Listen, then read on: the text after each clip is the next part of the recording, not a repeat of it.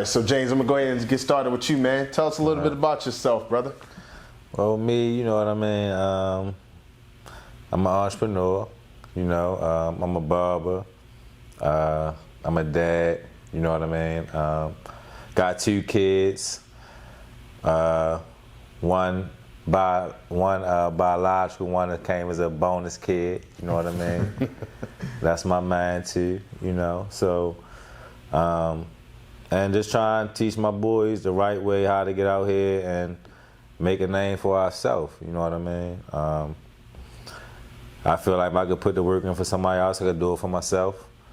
You know what I mean? I'm a firm believer, nothing happen overnight, so I'm not here the microwave era, I say, like, put me in there, push a button, it's gonna happen. I know it don't work like that, so that's why I say I'm a true entrepreneur. I know it take time, it take hard work, and that's basically who I am. It showed from, like I said, from me cutting hair from 7th grade, even getting in the shop, man, at, in 10th grade, you know what I mean?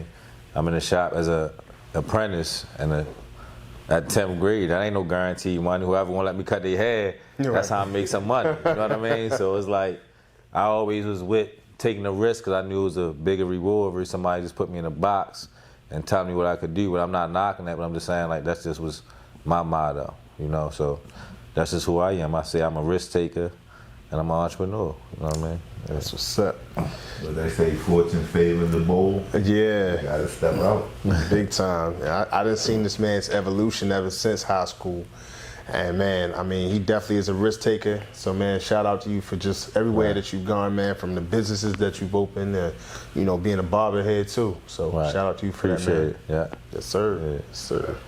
All right, man. So Kev, tell us a little bit about yourself. Well, I'm 52 years old, man, so I'm an old school guy. I've been in real estate since 2004. I've been an entrepreneur since then. I come from a long line of entrepreneurs. We had one of the first black moving companies in the state of Maryland. My family did. My grandfather, he was a tailor, he was a hustler. My mom was a hustler, you know, my uncle. So I come from a long line of entrepreneurs, and I wouldn't have it any other way. And like James was saying, you know, I'm a risk taker. You know, I believe scared money don't make no money, you know, and once you step out and you become work for yourself, it's hard to go back, you know what I mean? But like James said, it's not real estate, it's not a microwave business. Entrepreneurship is not a microwave overnight thing, you know. And I stress to my kids, it's okay if you want to work for yourself, because both my kids, one is in communication, one wants to in the broadcasting. And I tell them, you can do your own thing, right, when you get yourself situated. So I want them to be entrepreneurs. I want them to work for themselves, you know, because there's no cap on your income. Right. You know, and you make yourself rich, not somebody else. Yeah. You know, been married for 20-some years, 24 years in September. So, you know, I'm just trying to break the stereotype. Hey, I like that, man. Well, man, that's really the premise of the show, you know, living to overcome cultural stereotypes. Right. You know, and we'll get into that, you know, later on, because I want to know, you know, just like a little bit more of a deep dive on some cultural stereotypes that you've overcome and some that, you know, we can kind of look forward to. So, yeah, we'll definitely get into that for sure, man. So I definitely appreciate, you know, just getting to understand a little bit about y'all, you know.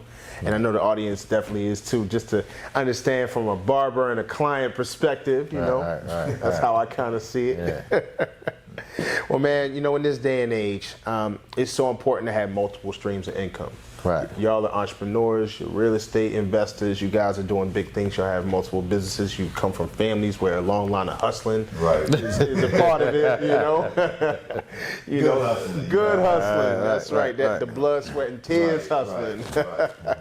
So, you know, because of that, you know, I'm gonna go ahead and start with you, James. Because you are a master barber, you knew that you had to have multiple streams of income just to stay not only afloat, but to really enhance your brand. Right. So could you just tell us a little bit about your businesses and, you know, what impact they have on the community? Well, of course, like Bob, and I feel like that's a big impact on the community because I'm always in the young and head if you're in my chair, you know what I mean? And I'm going to give them my personal thoughts as well as what he should really be going through ahead. You know what I mean? But you got guys that come in here and they kids and they moving out for the first time, and then sometimes they moving out with their lady to say first time, never.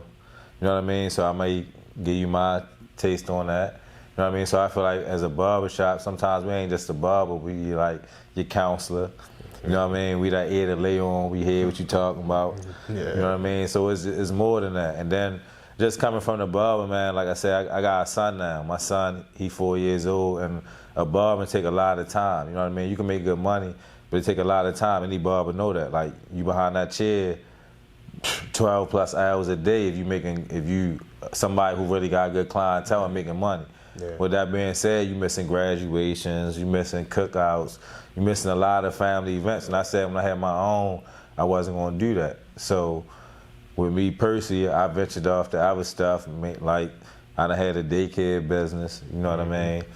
I done ventured off to real estate, you know, and that's kind of where I done took my liking to, you know what I mean? Because the freedom, I had my son with me when we go doing estimates, getting quotes for estimates. I had my son with me when we doing walkthroughs, showing houses. And I feel like I'm also showing him, like, you know what I mean, another way we could make money on your own. You know what I mean? At a young age, something I wasn't taught. So it's like he learned that so young. When we come in now, he know, Dad, we gotta show the house.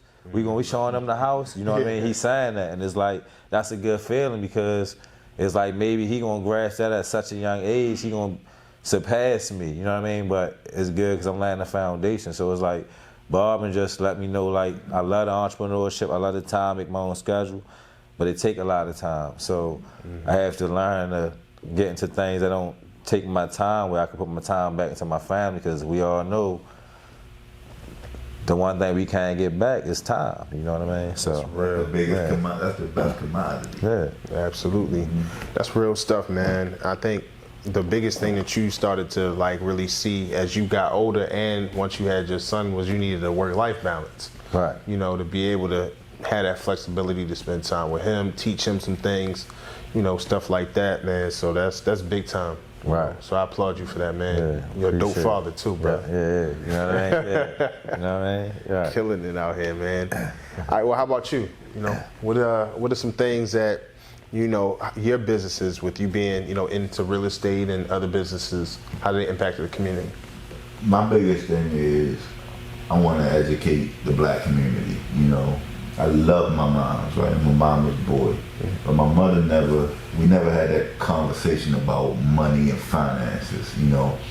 And with real estate made more millionaires than any other business out there, you know what I mean? Because that's something people are always going to need, is a roof over their head. Right. So I want to teach my sons about investing, you know what I mean? Where, hey, it's not just about going to work and making that. Okay, you're making $100,000, cool.